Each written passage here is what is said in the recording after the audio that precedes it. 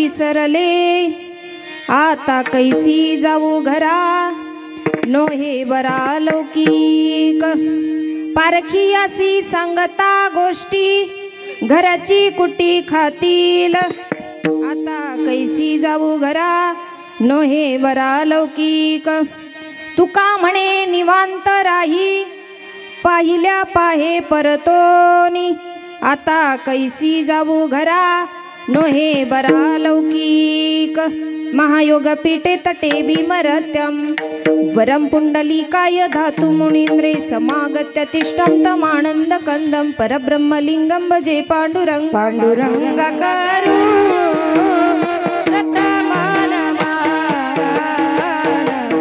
पांडुरंग करू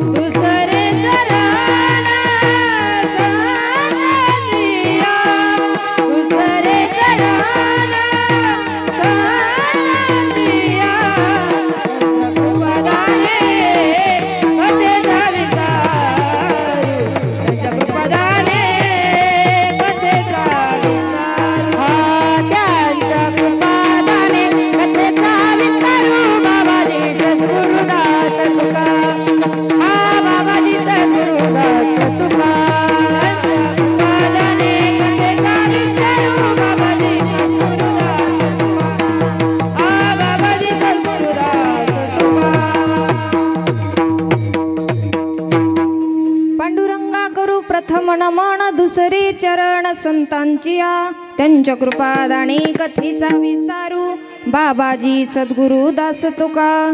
मनोजव मारुत तुल्य वेगम, जितेंद्रियं बुद्धिमतां वरिष्ठं, वातात्मजं वानरयुतमुख्यं, श्रीरामदूतं शरणं प्रपद्ये. शरण शरण हनुमन्ता, शरण शरण हनुमन्ता, शरण शरण हनुमन्ता, तुम्हालो रामदूता, तुम्हालो रामदूता, तुम्हालो रामदूता,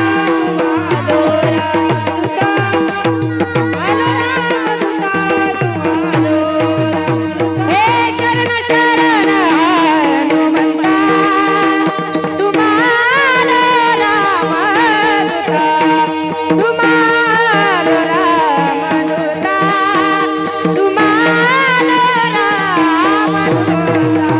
शरण शरण हनुमन्ता, तुम्हालो रामदूता, तुम्हालो रामदूता, तुम्हालो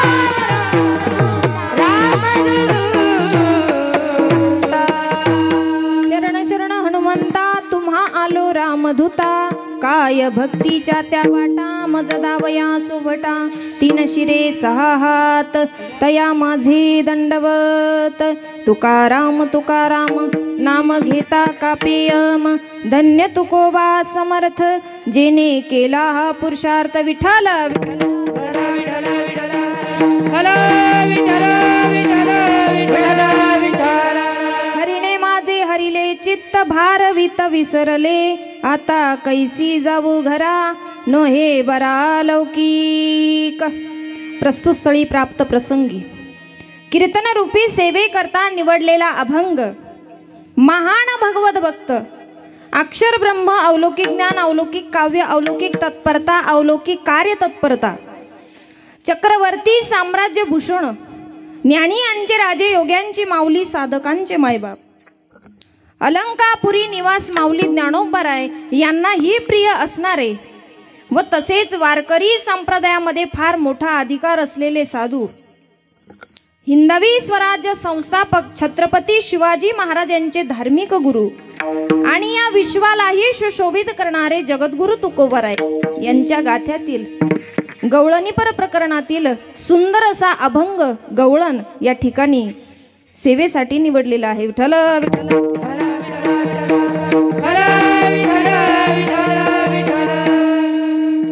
या गवळणीमध्ये जगद्गुरु तुकोबराय एका गवळणीची व्यथा प्रतिपादित करतात. काय म्हणते ती गवळण, काय तिची नेमकी व्यथा आहे.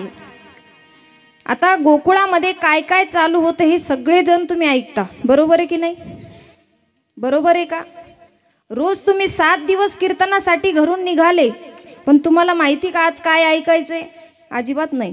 पण काल्याच्या दिवशी मात्र आपल्याला माहिती असतं आज आपल्याला काय ऐकायचंय, है की नाही?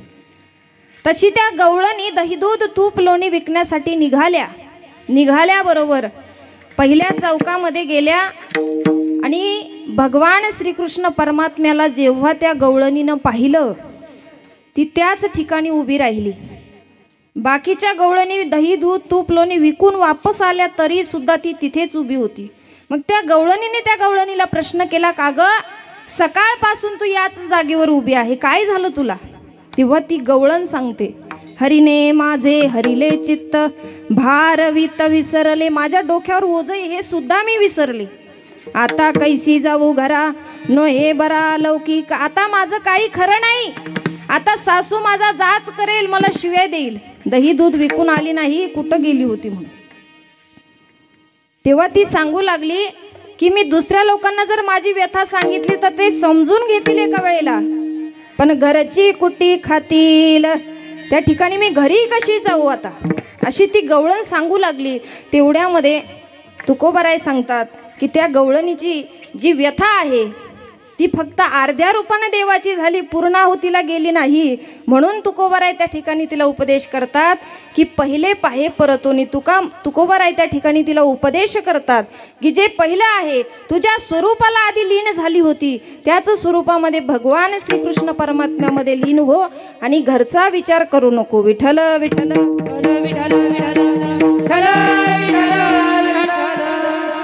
त्या ठिकाणी अभंगाचा गवळणीचा काय होतं माहिती आहे का? काल्याला खूप दिवस झाले. आता या सगळ्यांना माहिती आहे की माझं 5 महिन्यापासून कार्यक्रम बंद केले होते आम्ही, कारण माझं बाळ लहान आहे अजून, त्यामुळे कार्यक्रम बंद होते आणि सुरुवातच आज पूर्ण कीर्तनापासून झालेली आहे, है की नाही? गॅप मोठा पडलेला आहे, त्यामुळं थोडंसं विठ्ठल विठ्ठल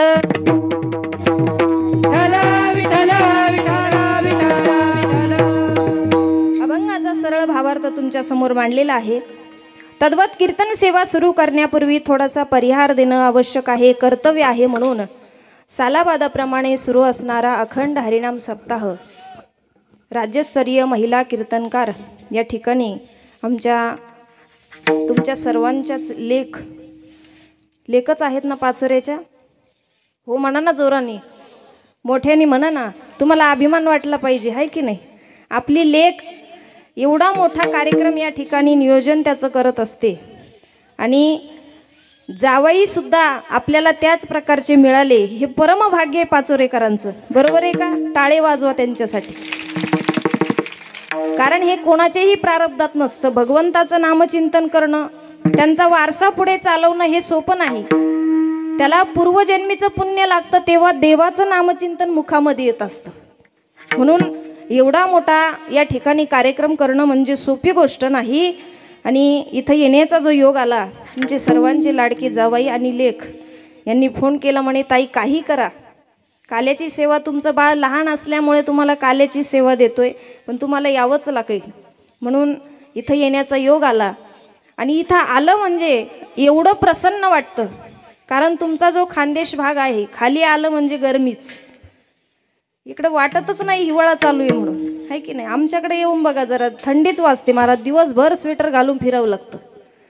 तुमच्याकडचा जो भाग आहे, पण इथं आल्यानंतर एवढं प्रसन्न वाटलं, कारण हे तप आहे महाराज, कार्यक्रमाचं तप आहे या परिसरामध्ये. म्हणून या पाचोरेकरांची शोभा वाढलेली आहे. विठ्ठल विठ्ठल विठ्ठल विठ्ठल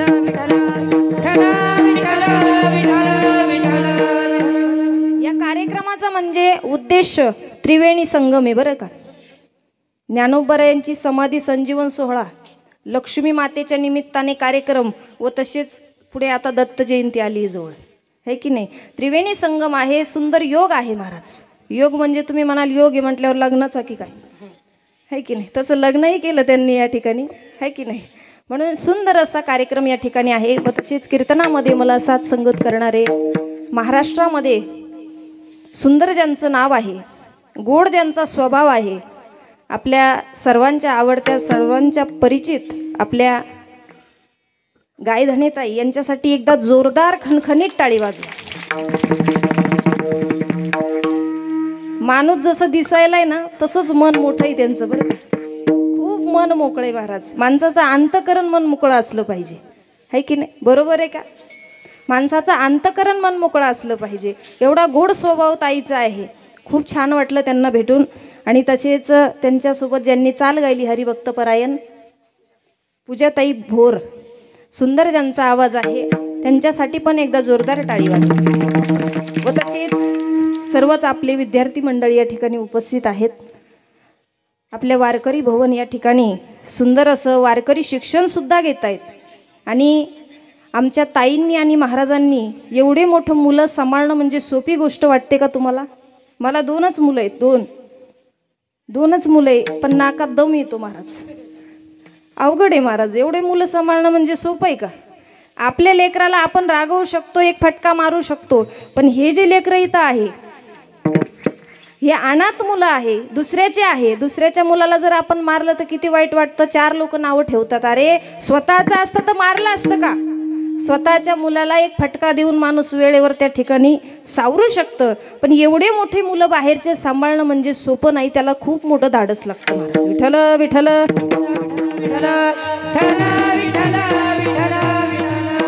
आणि पहिली गोष्ट म्हणजे एवढं मोठं धाडस जे त्यांना दिलंय, ते आमच्या लक्ष्मी मातेने दिलंय, ज्ञानोबरायांनी दिलंय. त्यांचा पाठिंबा कायम निरंतर या जोडी मागे राहो अशी मी माऊलीच्या चरणी प्रार्थना करते. व तसेच कीर्तनामध्ये तालमणी मृदंगमणी असणाऱ्या आमच्या अश्विनी ताई या ठिकाणी उपस्थित आहे, म्हणून त्यांच्यासाठी सुद्धा खणखणीत टाळी वाजवा. व तसेच हरिभक्त परायण प्रणव महाराज आहेत. व तसेच आमचे विद्यार्थी मंडळी आहेत. व या ठिकाणी ज्यांचं यूट्यूब चॅनल आहे, खूप दिवसांपूर्वी, वर्षांपूर्वी त्यांच्या गावात माझं कीर्तन झालं होतं. आपले कचरू भाऊ ते उपस्थित आहेत. व त्यांच्या गावात कीर्तन ज्यांच्यामुळे झालं होतं ते सुद्धा या ठिकाणी उपस्थित आहे. त्यांच्या मुलीचं बारसं त्या ठिकाणी त्यांनी सुंदर असा कीर्तनाचा कार्यक्रम ठेवलेला होता. आमचे दत्ताभाऊ या ठिकाणी आहेत. व त्यांच्या समोर बसलेले त्यांचे भाचेबुवा हरिभक्त परायण, त्यांनी जरा वेशभूषा बदलली म्हणून मला जरा कन्फ्यूज झालं. मामाला मागं पाडलं तुम्ही, आहे की नाही. व तसेच भरपूर वारकरी मंडळी इथं बसलेले आहेत, पण माझे सर्वांचे काही परिचय नाही, नाव माहिती नाही, म्हणून सर्वांचे आभार. व तसेच महिला मंडळी या ठिकाणी उपस्थित आहेत, पुरुष मंडळी आहे. व तसेच आपले विनेकऱ्यासाठी टाळी वाजवा जरा. आनंद वाटला मला. नाचू कीर्तनाचे रंगी, ज्ञानदीप लावू जगी. व तसेच आमचे चोपदारांसाठी सुद्धा खणखणीत टाळी झाली पाहिजे. व माझा आवाज तुमच्यापर्यंत पोहोचवण्याचं जे काम करताय, सुंदर अशी साऊंड सिस्टम आहे, त्या दादासाठी जोरदार एकदा टाळी वाजवा. व तसेच पुरुष मंडळीसाठी टाळी वाजवा जोरात. आचारी भाऊ इकडे बघताय, माझं नाव कधी घेणार, त्यांच्यासाठी पण टाळी वाजवा जरा, आहे की नाही. म्हणजे त्यांचा खूप मोठा वाटा आहे महाराज. जेवायचंय ना का नाही, त्यांना सांगावं लागेल एक पिशवी शिल्लक टाका म्हणून मिठाची, म्हणून त्यांचं कौतुक केलं पाहिजे, आहे की नाही. सुंदर वातावरण आहे. कोणाचं जर नाव राहिलं असेल तर माफ करा. आणि तुमच्या समोर येण्याचा जो योग आहे, या गादीवर उभं राहण्याचा जो अधिकार मला प्राप्त झाला, असे माझे गुरु, माझे पती हरिभक्तपरायण ज्ञानेश्वर महाराज वाघ तेही या ठिकाणी उपस्थित आहे, म्हणून त्यांचे आभार आणि सेवेला सुरुवात. विठ्ठल विठ्ठल विठ्ठल. आता महाराजांच्या बहिणीला वाटलं सगळ्यांसाठी टाळी वाजवली, माझ्या भावासाठीच वाजवली नाही, म्हणून त्यांनी सुरुवात केली आहे की नाही. विठ्ठल विठ्ठल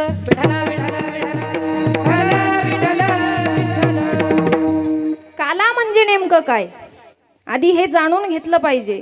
उगं जायचं बसायचं आणि कृष्णाच्या लीला ऐकायच्या एवढाच काला आहे का?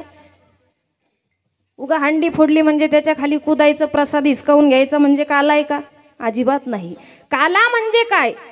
काला म्हणजे जीव आणि देवाचं मिलन म्हणजे काला. आपण एक झालो पाहिजे. जसे दही आणि लाही एकत्र होते तसं काला आहे. आज सर्व प्रसन्न असतं. कसं माहिती का? एक माणूस एका महाराजांकडे गेला, त्यांची 3 मुलं होती. लक्ष देऊन ऐका बरं का, आज कोण कोण आनंदात असतं.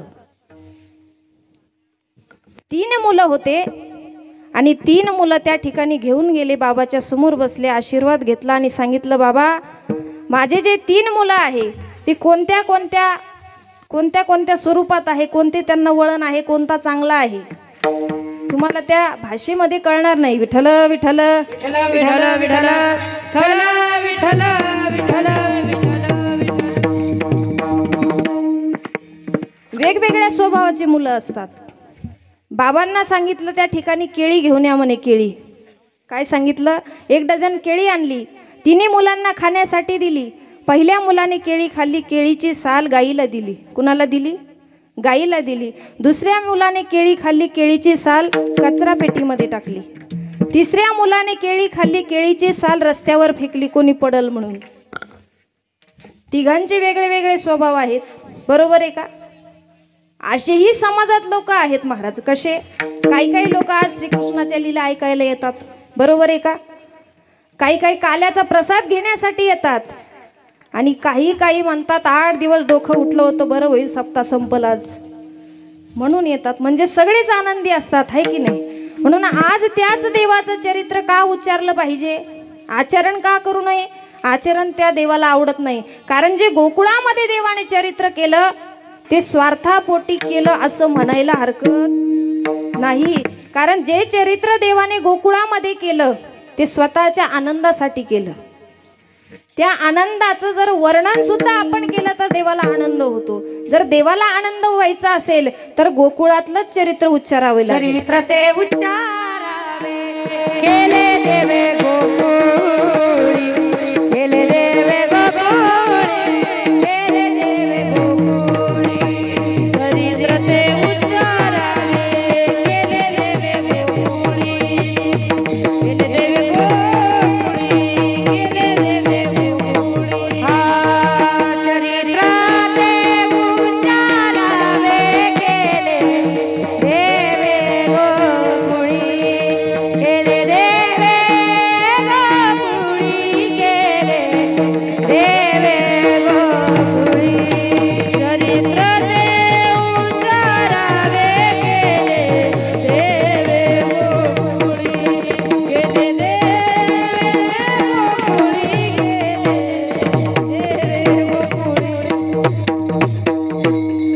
गोकुळातलं चरित्र का उच्चारायचं आहे? कारण गोकुळामध्ये देवाने ज्या लीला केल्या त्या स्वतःसाठी केलेल्या आहे, स्वार्थासाठी केल्या, स्वतःच्या आनंदासाठी केल्या. आपण असंही म्हणू शकतो, कारण परिपूर्ण अवतार म्हणजे श्रीकृष्ण भगवान परमात्म्याचा आहे. मग श्रीकृष्णाचं वर्णन उच्चारावं असं सुद्धा म्हणू शकत होतो. पण देवाच्या लीला या वृंदावनात झाल्या, काही मथुरेमध्ये झाल्या, काही द्वारकेत झाल्या. म्हणून आपण असं म्हणू शकत नाही देवाला जे आवडतं ते जर केलं तर देव इथं आल्याशिवाय राहणार नाही. हे माझं म्हणणं नाही, हे आजचे कीर्तनकार वाहक ताई सांगत नाही, देवाचंच वचन आहे. माझे भक्त गाती जेते नारदा मी उभा तेते, नारदा मी उभा तेते, नारदा मी उभा तेते. माझे भक्त गाती जेते नारदा मी उभा तेते, नारदा मी उभा तेते, नारदा मी उभा तेते. माझी भक्त गाती जेते नारदा मी उभा तेते, नारदा मी उभा तेते, नारदा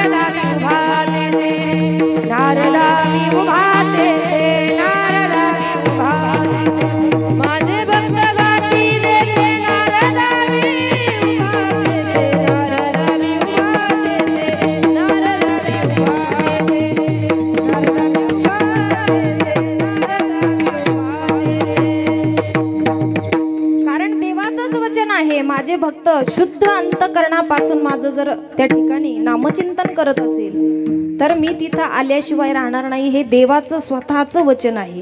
म्हणून या लक्ष्मी मातेला आपण इथं येण्याचं आव्हान करूया, त्या भगवान परमात्म्याला इथं येण्याचं आव्हान आपण करूया. सर्वांनी एका तालात एका टाळीमध्ये सर्वांनी माझ्या बरोबर म्हणायचं आहे. भगवंताची आठवण त्या ठिकाणी करायची आहे, डोळे बंद करायचे आहे आणि त्या मातेला आपल्या डोळ्यासमोर आणायचं आहे. माऊली ज्ञानोबरायांना आपल्या डोळ्यासमोर आणायचं आहे आणि एक चित्ताने देवाचं भजन करून यांना बोलवायचं आहे. आई गांबाबाई आज कीर्तनाला ये ग,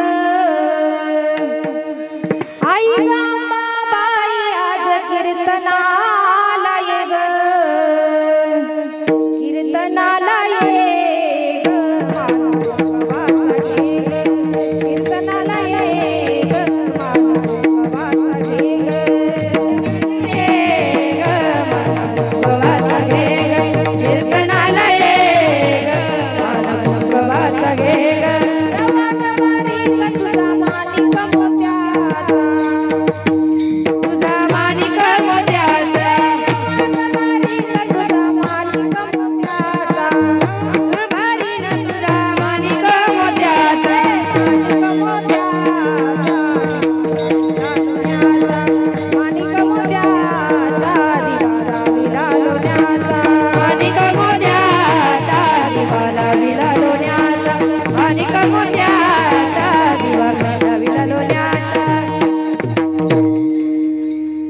महिला मंडळ केलं का भजन? केलं का? आल्या का माता? तुमचं लक्ष तर सगळं बट्ट्यांकडेच आहे. हा, तुमच्याकडे काय म्हणता? बापड्या बापड्या म्हणता. महिला मंडळ देवाचं भजन केलं का? अंतकरणापासून जर केलं असेल तरच भगवंत येईल, नाही तर उगाच लक्ष आपलं बट्टीकडं निकडं म्हणायचं असं चालणार नाही. देवाला सगळं कळतंय. राधे कृष्णा कृष्णा कृष्णा राधे राधे. बोला जोरात. पुरुष मंडळी एक मिनिट यांची परीक्षा घेऊ अगोदर. राधे कृष्णा कृष्णा कृष्णा राधे राधे. जोरात. राधे श्यामा श्याम श्यामा राधे राधे. वा वा. हो राधे कृष्णा कृष्णा कृष्णा राधे राधे. राधे श्यामा श्याम श्यामा राधे राधे.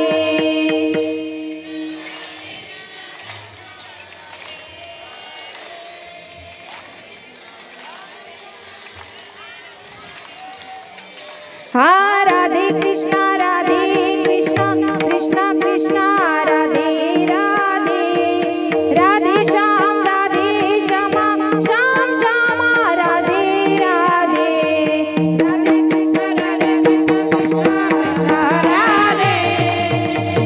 राधे श्याम राधे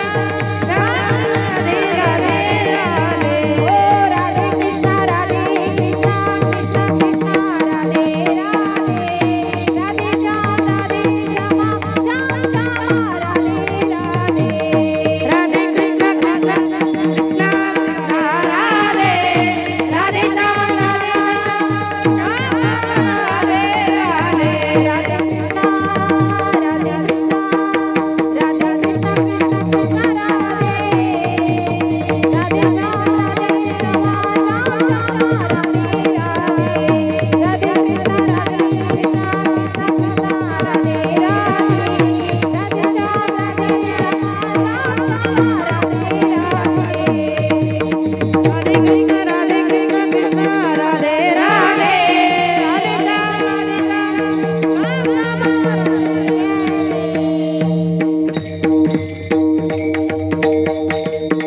बोला गोपाल कृष्ण भगवान की जय. म्हणून जे गोकुळामध्ये चरित्र त्या ठिकाणी घडलेलं आहे त्याचा उच्चार करायचा आहे, त्यांना प्रसन्न करायचं आहे. कारण प्रसन्न होऊन दिलेला प्रसाद हाच खरा प्रसाद असतो. आपण कुणाच्या तरी घरी गेलो ते म्हटले जेवायला बसाना, आपण लगेच बसलो, त्याने आपल्याकडे रागाने बघायचं, जमल का?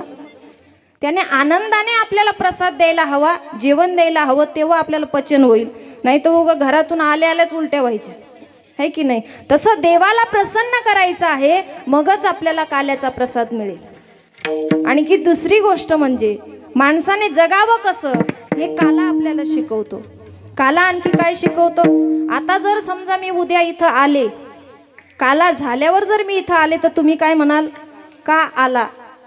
काला तर झाला काल, तुम्ही आता का आला, है की नाही? आज जेवढा मान आहे तेवढा उद्या मिळेल का? अजिबात नाही, नाही मिळणार. काय अगोदर खोटं बोलला का तुम्ही? हा हा, पण आजच्या एवढा मिळणार नाही, है की नाही? म्हणून काल्याला खूप महत्व आहे. जसं मंदिराचं काम पूर्ण झालं, कशावरून समजतं? कलश बसला म्हणजे मंदिराचं काम पूर्ण झालं. तसं काला झाला म्हणजे सप्ताह पूर्ण झाला. म्हणून आपण या ठिकाणी सुंदर अशा लीला देवाच्या ऐकणार आहोत. विठ्ठल विठ्ठल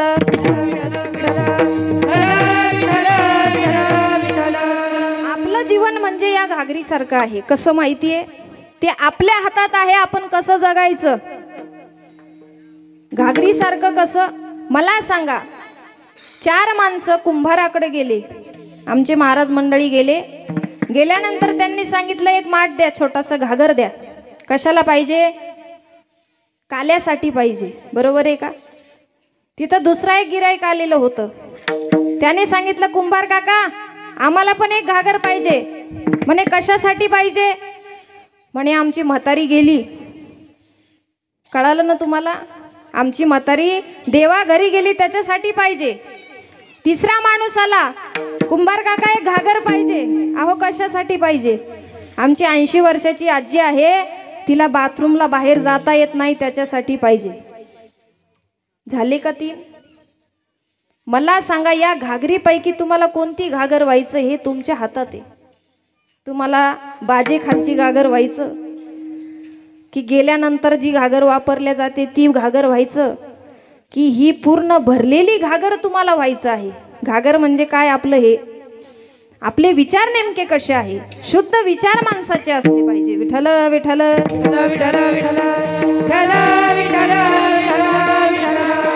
ज्या गवळणी होत्या त्या ठिकाणी गोकुळामध्ये भगवंताच्या लीला सुरू झाल्या. महाराज त्यांचा जन्म झाला, सगळी कथाभाग तुम्हाला माहिती आहे. जन्म देवाचा कुठे झाला? गोकुळात झाला.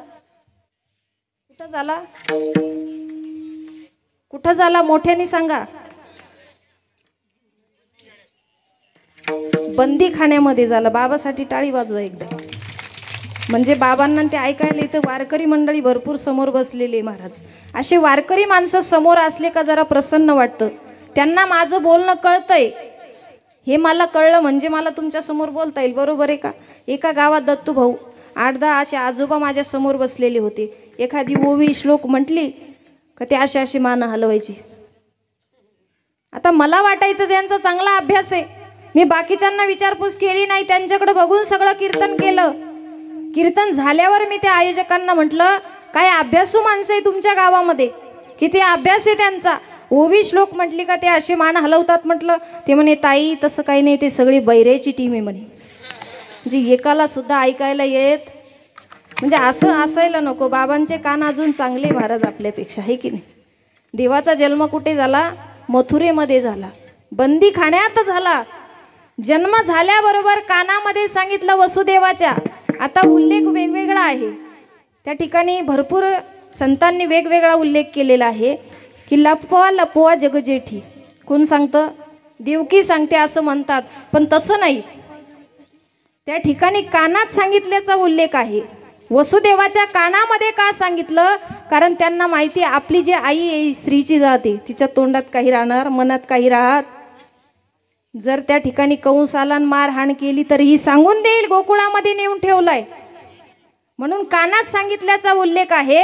आणि त्या ठिकाणी श्रीकृष्ण परमात्मा काय सांगतात? काय सांगतात? मला गोकुळामध्ये घेऊन चला. त्या ठिकाणी गोकुळामध्ये नेण्याची तयारी झाली. नंदाच्या घराला मजने गोकुळाला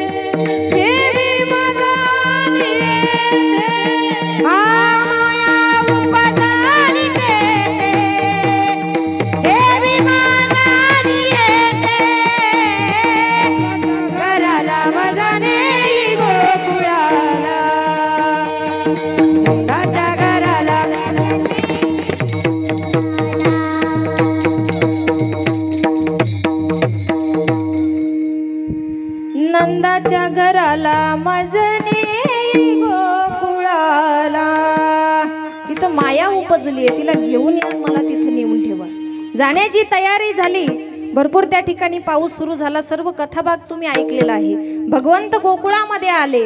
आल्यानंतर त्या ठिकाणी जेव्हा सकाळ होते, त्या ठिकाणी दासीनं जेव्हा पाहिलं की यशोदे मैयाला सुंदर असा पुत्र झालेला आहे, ती धावतच निघाली. महाराज गोकुळामध्ये सांगू लागली, गवळण सांगती गवळण पुत्र झाला यशोदेला, गवळण सांगती गवळण पुत्र झाला यशोदेला.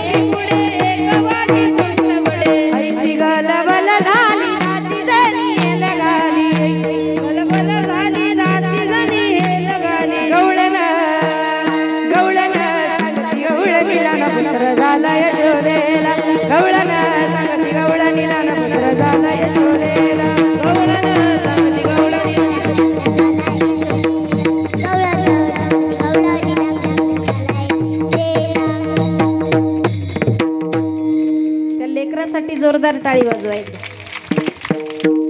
महाराजांचीच आहे ना मुलगी, हा म्हणूनच हुशारी जरा आहे की नाही.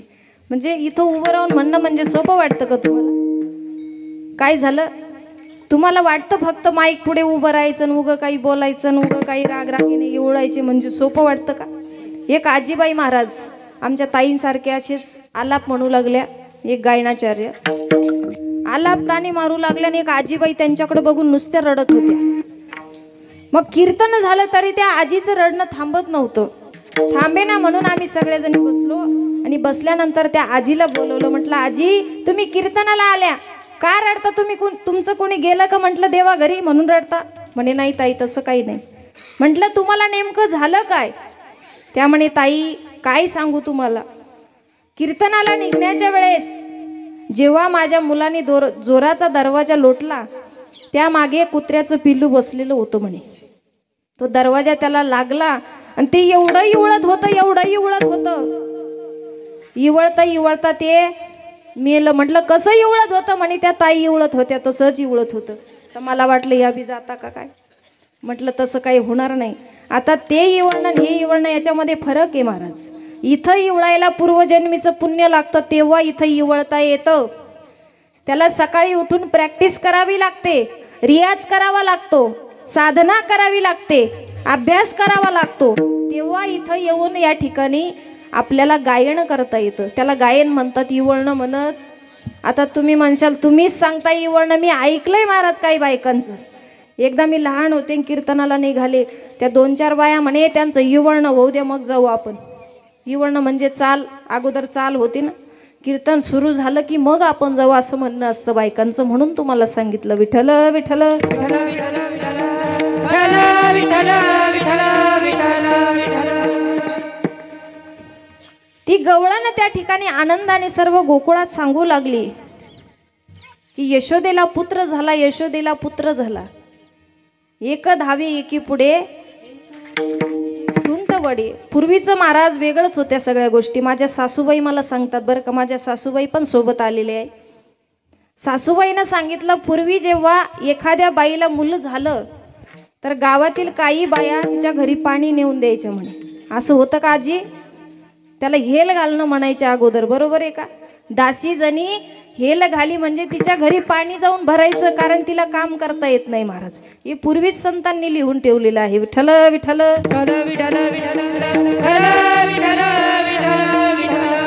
भगवंताचा जन्म झाला, उत्सव त्या ठिकाणी सुरू झाला, आनंदच आनंद चालू होता. तेवढ्या ती बातमी कंसाला कळाली की मला जो मारणार आहे त्याचा जन्म झालेला आहे, तो गोकुळामध्ये आहे. म्हणून सांगितलं की त्याला जो मारेल त्याला मी मोठं बक्षीस देईल, अर्ध राज्य देईल. त्या ठिकाणी पुतना मावशीनं विडा उचलला महाराज. एवढ्याशा लेकराला मारायला काय लागतं, मी जाते म्हणे, तिला मोक्षाची प्राप्ती करून घ्यायची होती महाराज. तुम्हाला वाटत असेल की हे राक्षस, पण माणसाला भांडण जरी करायचं असेल, वैर जरी करायचं असेल, प्रेमाने जरी राहायचं असेल, संगती जरी करायची असेल, तर माणसाने मोठ्या माणसाच्याच त्या ठिकाणी संगती केली पाहिजे. मोठ्या म्हणजे कशा, मोठ्या विचारांच्या, चांगल्या विचाराच्या माणसाच्या संगतीत माणसाने राहिलं पाहिजे. भांडण जरी करायचं असलं तर मोठ्याचाच हात धरायचा भांडणाला सुद्धा. मला सांगा, रावणाचं वैर कोणाशी होतं? जगाचा मालक होता महाराज रामप्रभू, म्हणून आज रावणाचं नाव घेतलं जातंय. म्हणून भांडण जरी करायचं असेल तर विचार करून केलं पाहिजे, माणूस बघून केलं पाहिजे. विठ्ठल विठ्ठल विठ्ठल विठ्ठल. मावशीनं विडा उचलला, त्या ठिकाणी मथुरेमधून निघाली, गोकुळामध्ये आली, सुंदर एका स्त्रीचं रूप घेतलं. नेसले ग शालू पैठणचा, नेसले ग शालू पैठणचा, नेसले ग बाई शालू पैठणचा, नेसले ग शालू पैठणचा, नेसले ग शालू पैठणचा. हा पुतळ्या जोडवा उकळ्या बैलान कमरेला कमर बटा, पुतळ्या जोडवा सगळ्या बैलान कमरेला कमर बटा.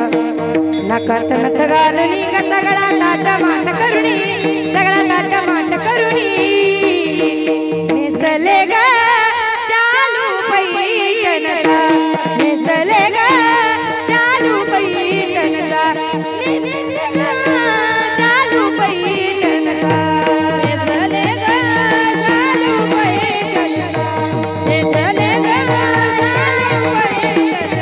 शालू पैठणचा. टाळी वाजवा, एकदा जोरदार टाळी वाजवा ताई. पुतळ्या डोरेला साकळ्या पैंजण कमरेला कंबर पट्टा, नाकात नथ घालूनी सगळा थाट माट करुनी.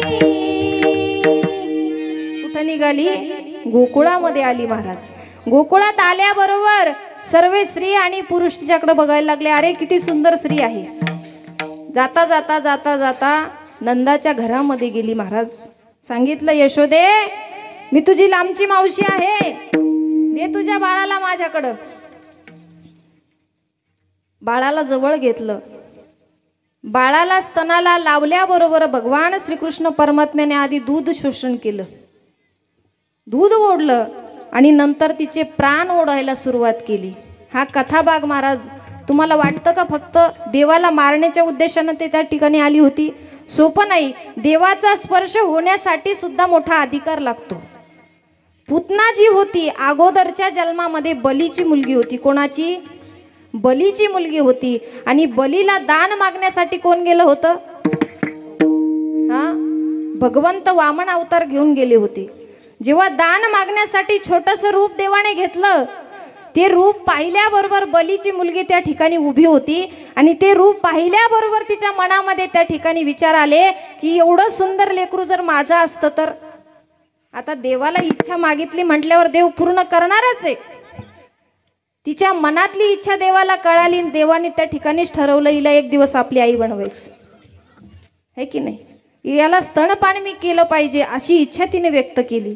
आणि जेव्हा बलीला दान मागितलं, तिसरं पाऊल ठेवण्यासाठी जेव्हा डोक्यावर ठेवलं, बाप त्या ठिकाणी खाली गेला महाराज.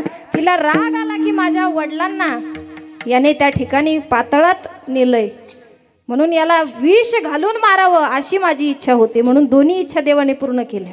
अगोदर दूध तिचं त्या ठिकाणी घेतलं, नंतर त्या ठिकाणी प्राण ओढायला सुरुवात केली महाराज. विठ्ठल विठ्ठल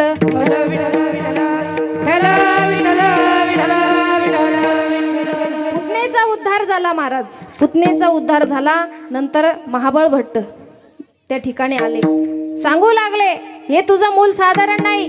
बघ तुझा तो पुतना केवढी मोठी त्या मुलाने मारली. हा साधारण नाही, तुमच्या कुळाचा नाश करणार आहे. हा सोपा मुलगा नाही, याला वनामध्ये नेऊन सोडा म्हणे. असं म्हटल्याबरोबर महाराज ज्या पाटावर बसलेला होता तो पाट हलायला लागला महाराज. घरातले सगळे पाट हलायला लागले, सगळे बेलणे हलायला लागले. गावातले गोकुळातले बायकांचे जेवढे बेलणे ते होते ते सगळेच निघले महाराज.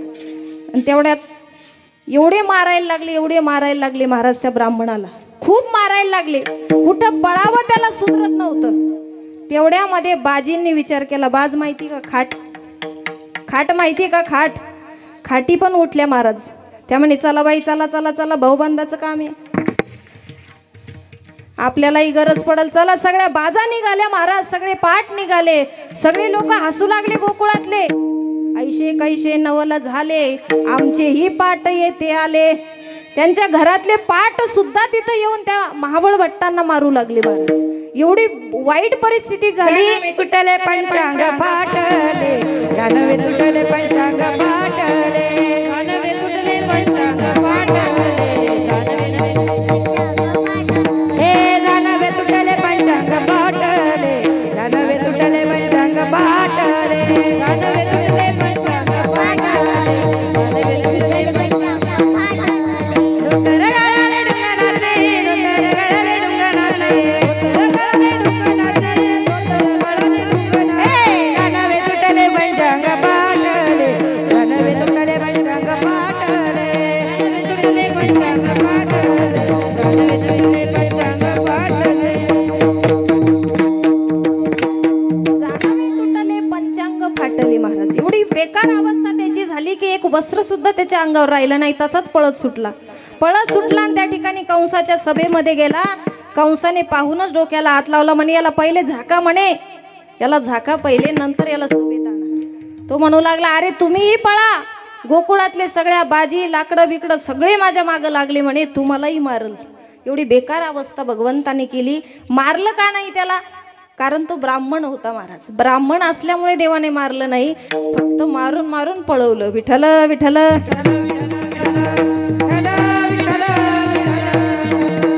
अशा भगवंताच्या लीला गोकुळामध्ये सुरू असताना गवळणी सुद्धा त्या ठिकाणी होत्या. दही दूध तूप लोणी विकण्यासाठी सकाळी 4 वाजता उठायच्या महाराज.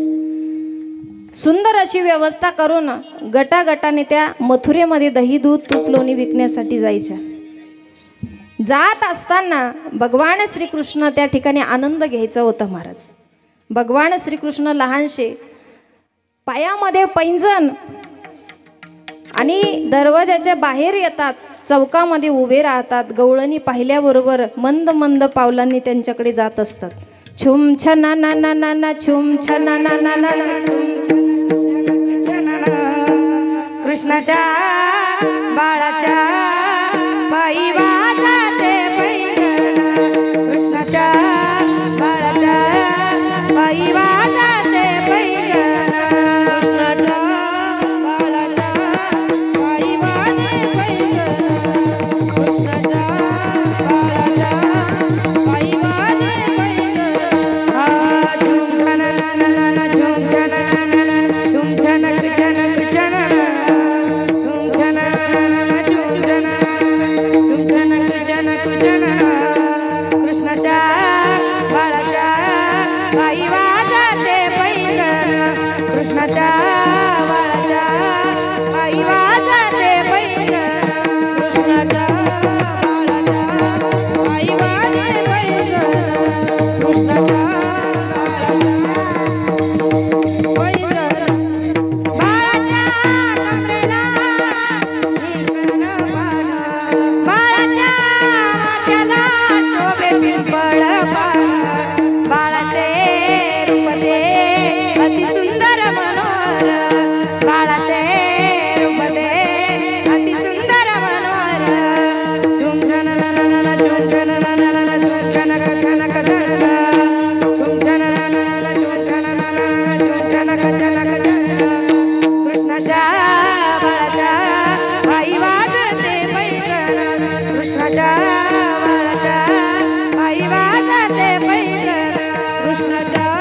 बाळाच्या पायी वाजते पैंजण, कृष्णाच्या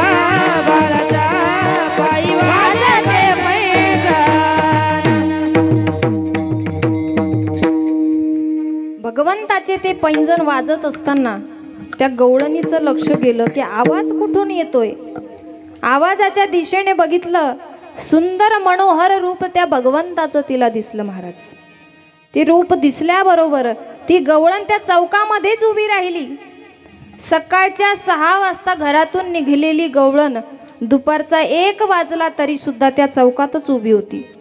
तिच्या सोबतच्या सर्व गवळणी मथुरेमध्ये जाऊन दही दूध तूप लोणी विकून वापस आल्याबरोबर हिला चौकात उभं राहिलेलं पाहिलं आणि पाहिल्याबरोबर ती गवळण विचारते, अगं आम्ही मथुरेतून विकून आलोय, दही दूध तूप लोणी आमचं सगळं संपलेलं आहे आणि सकाळच्या 6 वाजेपासून तू डोक्यावर ओझं घेऊन या ठिकाणी उभी आहेस, तुला नेमकं झालं काय? गवळणीच्या प्रथम चरणामध्ये हरिने हरिने माझे चित्त, हरिने हरिने माझे चित्त, हरिने हरिने माझे चित्त, हरिने हरिने माझे चित्त, हरिने हरिने माझे चित्त, हरिने हरिने माझे चित्त, हरिने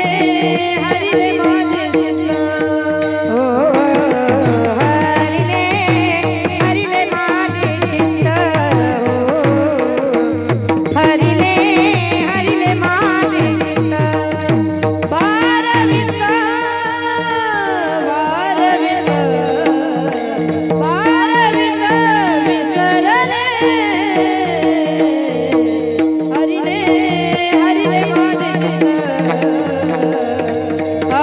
हरिने हरिने माझे चित्त, वारवित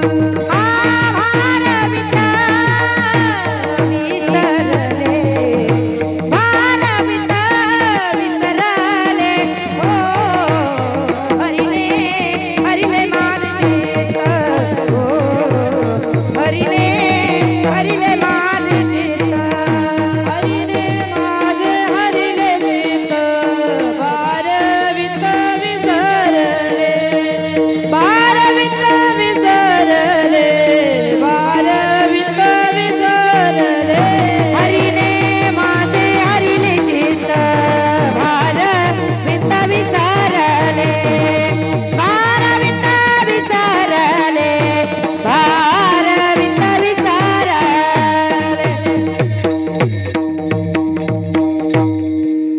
टाळी वाजवा एकदा जोरदार. ती गवळण त्या ठिकाणी सांगू लागली की त्या हरीनं माझं चित्त हरवून घेतलेलं आहे. त्या गवळणीची व्यथा महाराज की तिला भारवित विसरले, त्या ठिकाणी डोक्यावर बोझ आहे याचं सुद्धा भान राहिलं.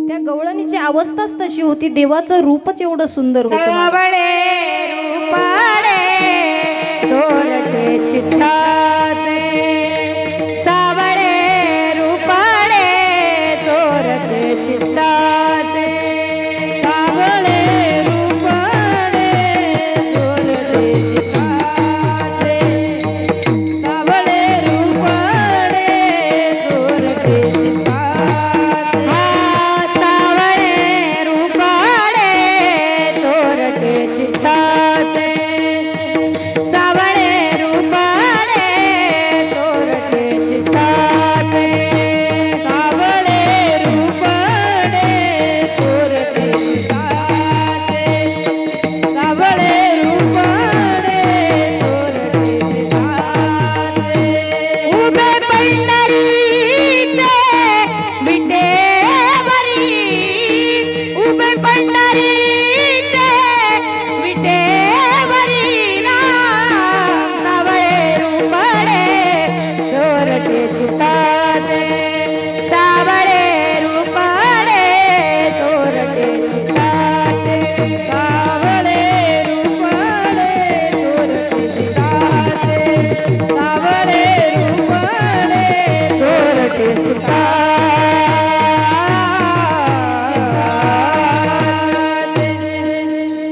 सावळे रूपणे चोरटे चिताचे. काय गायन आहे महाराज, आनंद वाटला मला. असं वाटतं कीर्तन थांबवून यांच्या गवळणी सुरू कराव्या, है की नाही? टाळी वाजवा यांच्यासाठी, जोरदार टाळी वाजवाय. असे गायक वादक मिळणं म्हणजे सोपं नाही. यांना एवढा वर्षापासून यांचा लाभ झाला त्यांच्या स्वभावामुळे. आणि ताईंचा आणि महाराजांचा स्वभाव तर खूपच गोड आहे महाराज. महाराजांचे भरपूर कार्यक्रम आमच्या भागामध्ये झालेले आहेत आणि आनंद वाटतो मला की त्यांची परिस्थिती तुम्हाला सगळ्यांना माहिती आहे, सांगण्याची गरज नाही. पण एक मोडलेला संसार एकत्र करणं म्हणजे सोपं नाही, आणि एवढ्या लेकरांना मायबापाचं प्रेम देणं म्हणजे सोपी गोष्ट नाही महाराज. अनाथ मुलांना सांभाळणं एवढं सोपं नाही. आमच्या भागामध्ये एका मुलीचे आई आणि वडील दोघंही एकाच दिवशी गाडीवर जात असताना त्यांचा ॲक्सिडेंट झाला, जाग्यावर गेली महाराज. मुलगी त्या ठिकाणी बिना मायबापाची, काका आणि काकूकडं राहू लागली, पण कोणी कोणाचं नसतं महाराज, कोणी कोणाचं नसतं. ती मुलगी घरातलं सगळं काम करायची. तिच्या काकालाही एक मुलगी होती, ती मस्त सोप्यावर बसून टी व्ही बघायची, जेवण करायची. या मुलीला सर्व कामं होईपर्यंत जेवणसुद्धा मिळत नव्हतं. कपडे धुवायला लावायची, कपड्यांची प्रेस करायला लावायची, सर्व कामं तिच्याकडून करून घ्यायची. पावसाळ्याचे दिवस होते महाराज, जोराचा पाऊस बाहेर चालू होता. त्या काकूने सांगितलं, सीमा जा गच्चीवरचे सगळे कपडे काढून आण, जोराचा पाऊस चालू आहे. पण मुलीने विचार केला, नाही गेले तर काकू मला खूप मारेल. पावसामध्ये गेली, कपडे भिजत होते, आता तिचा काही दोष का त्यात? पाऊस चालू होता, कपडे भिजले म्हणून काकूने एवढं मारलं महाराज. त्या मुलीला सांगितलं, तुला आज जेवण मिळणार नाही, कपडे वाळेपर्यंत तुला जेवण मिळणार नाही. मुलगी तशीच रडत बसली महाराज, सगळे कामं करू लागली. थोड्या वेळाने काकूनं पैसे दिले, सांगितलं जा दुकानातून साखर घेऊन ये. जोराचा पाऊस चालू होता. ते लेकरू धाका मारी त्या ठिकाणी दुकानामध्ये गेलं, साखर घेतली. साखर हातामध्ये घेतली, घरी येऊ लागली. पावसाने ती सर्व साखर विरघळू लागली, तिचं सगळं पाणी होऊ लागलं. त्या लेकराला काही समजत नव्हतं. घरी आल्याबरोबर ती पिशवी पाहिली महाराज काकूनी. मुलीला एवढं मारलं, इस्त्री तापवली, तिच्या हाताला चटके दिले. तुला समजत नाही, साखर विजते. तेवढ्यामध्ये काका आले आणि सांगू लागले, अगं किती अत्याचार करशील त्या लेकरावर, आपली मुलगी आणि ती सारखीच आहे. पण तिने सांगितलं, नाही ती काही माझी मुलगी नाही, तुमच्याच भावाची आहे, मला त्यांच्याशी काही घेणं देणं नाही. म्हणून ती मुलगी रडत बसायची. एक दिवस काकूने एका माणसाला त्या मुलीला विकून टाकलं. हिला एखाद्या अनाथ आश्रमात टाका, नाही तर कुठं टाका म्हणे, मला फक्त पैसे पाहिजे. 5 लाख रुपये मोजून घेतले. मुलीला सांगितलं, तुला आज नवी चप्पल आणायला आपल्याला जायचं आहे दुकानामध्ये. मुलीला नेलं महाराज. काकूने सांगितलं, तुझ्या बहिणीसाठी मी ड्रेस घेते, तोपर्यंत तू चप्पलचं माग बघ. तेवढ्यात त्या गुंड लोकांना तिथं पाठवलं आणि सांगितलं, तुझ्या काकूने आम्हाला पाठवले तुला घरी सोडवण्यासाठी, चल आमच्या बरोबर. त्या मुलीला घेऊन गेले महाराज. घेऊन जात असताना त्या लेकराच्या लक्षात आलं की हे माणसं वाईट आहेत, काहीतरी गोंधळ नक्की आहे. हे लक्षात आल्याबरोबर ती पळत सुटली महाराज, धावत सुटली. चोरटे तिच्या मागं लागले. पळता पळता पळता एका स्त्रीला जाऊन धडकली. ज्या स्त्रीला जाऊन धडकली ती एक अनाथ आश्रम चालवत होती महाराज. चांगल्याच्या हातामध्ये आपल्या लेकराचा हात गेला पाहिजे, म्हणून आमच्या ताईंसारखीच एक ताई त्या मुलीला भेटली आणि तिने आपल्या अनाथ आश्रमात त्या मुलीला मोठं केलं. तिचं लग्न चांगल्या नोकरीवाल्या मुलाला देऊन, वारकरी मुलाला देऊन तिचं लग्न लावून दिलं महाराज. म्हणून आपले नातेवाईक सुद्धा करणार नाही या अनाथ मुलांसाठी, एवढे आमचे महाराज या ठिकाणी ताई करतायत. म्हणून जोरदार टाळी त्यांच्यासाठी वाजवा. सोपं नाही महाराज. म्हणून तुम्हाला सांगेल मी, कधीतरी वर्षातून एकदा तरी आपल्या या आश्रमाला आपण भेट दिली पाहिजे. आपल्या मुलाला एक ड्रेस आपण घेतलाय ना, कधीतरी या संस्थेतल्या एखाद्या मुलाला ड्रेस घेऊन बघा. त्याच्या चेहऱ्यावरचा हसू तुम्हाला आशीर्वाद दिल्याशिवाय राहणार नाही महाराज.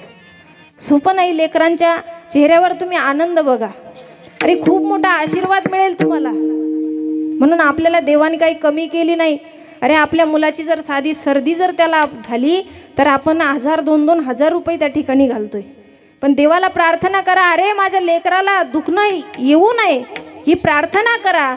आणि त्याच पैशामध्ये तुम्ही 2 मुलांना ड्रेस घ्या, त्यांच्या जेवणाची व्यवस्था या ठिकाणी करा महाराज. महाराजांना आणि ताईंना तुमचा एवढा मोठा सपोर्ट आहे, म्हणून आज ते एवढ्या पुढे आहेत.